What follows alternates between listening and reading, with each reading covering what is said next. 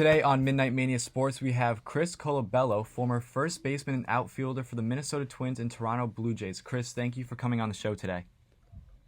Yeah, my pleasure, guys. It's good to be here. So after you're working your way through the minor leagues up to the MLB, my co-host Austin and I want to know, what was that journey like from the minors to the pros? It was interesting, for sure. You don't quite know how it's going to shape itself up as you're kind of going through it. I certainly didn't plan on staying in independent ball for 7 years, but it was fun, man. I enjoyed the game, and I'd always made three promises to myself. One promise, and it relied on three criteria. I said I would keep playing if three things held true. Number one, that physically and financially it was feasible. Like I was okay to play, and that I felt capable still. The second thing was that I still felt like I was getting better every day. And the third one, that I was still enjoying what I did. And I think baseball's always been just a big part of my life and a big part of who I am. So I guess it seemed easier at the time than it does looking back on it, And growing up around the game of baseball, was there a certain moment where you said, I want to do this for a living? Yeah, I mean, I think I was about 3 years old. I joke about this. I was born with a bat and ball in the crib. My dad played professionally in Italy for years. Met my mom over there, and then I have pictures from when I was a baby with, and I'm sure a lot of people could say this, but with a bat and ball in my hand. And I remember when I was 4 or 5 years old, my dad asked me, he said, do you want to pitch or do you want to be a hitter? And my dad was a pitcher, so the obvious answer would have been to be a pitcher. But I said, no, I want to be a hitter, because in the American League, the pitchers don't ever get to hit. Right. So I think it was big leagues or bust for me. And, again, it was if you don't dream it, you can't do it. So that's kind of the way I always looked at it. And as many naysayers as there were along the way, I think I took him as one more challenge more than anything else. So out of your playing career, whether it was high school, college, the minors, or pros, what was your favorite moment playing? Cool. Man, that's it's like there's a lot of moments that I can look back on and kind of reflect back to that were pretty powerful. I guess I could break them down. On a team level, I don't think anything can really parallel playing in the postseason in the major leagues. So, Jose Bautista's homer in the 2015 American League Division Series was, arguably one of the most defining moments of the last decade in baseball, and maybe even more than that. Certainly, what it represented for that country. It's hard for people to really understand what representing a country means, even though you're playing for a franchise in one city. We played for Canada, and I have an affinity for the people there. I think it's a very culturally diverse place, and obviously with my Italian background, it was I was well accepted. Let's put it that way. I could look back to the WBCs. My first WBC in 2013 was kind of my coming out party, I guess, a little bit. I had some really cool moments there, and then obviously as a team getting to advance to the second round, we came out of a bracket with the U.S., Canada, and Mexico, and I don't think many people were giving us much of a chance to start that tournament. So that, again, on a team level was awesome.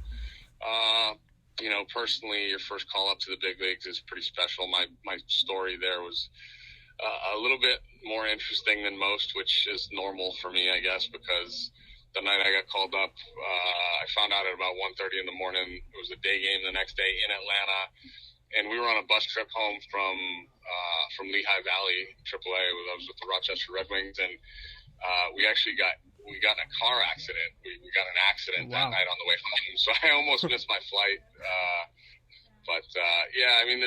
There's a lot of cool moments, like even just your first hit, your first homer, both big league and minor league levels, independent. They're all things that stand out, but I think on team levels, those are kind of the ones that really are, they happen at the highest profile, at the highest stages. So they stood out a little more.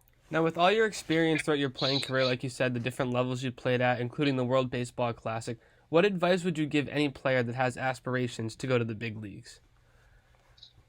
Just believe in yourself, believe in your dreams. I know it sounds cliche, right? But I'm the kind of person that I really believe that any individual can do anything that they set their mind to. The key to the whole thing, right, for any individual, the key is to be adjustable enough to understand what things you need to do in order to be able to fulfill it, right? I'm the kind of person that believes if I really want to be the president of the United States, that I could be the president of the United States. And there's only one of those at any given point in time. So, you got 750 major league players throughout the year, and those are ever changing. So your odds are way better of being a big leaguer than they are being the president. And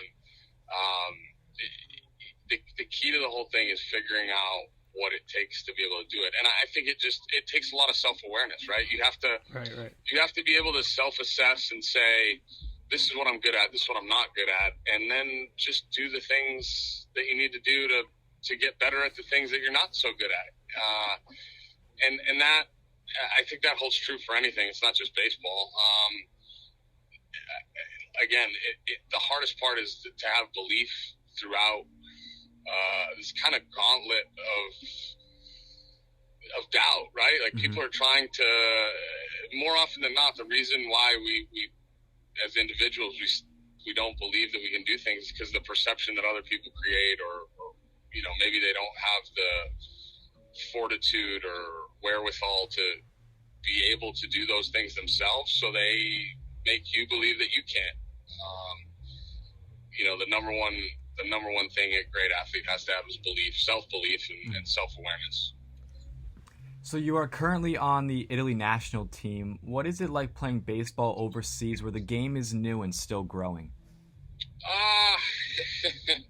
Well, it's different for sure. I think, obviously we take for granted how good baseball is here. It's a national pastime. It's one of the four major sports. Obviously, it's evolved, it's developed. It's probably the furthest along out of any country. You could make the argument for the Far East and their fundamental skills, but I think as a country, we combine athleticism with game knowledge better than anyone.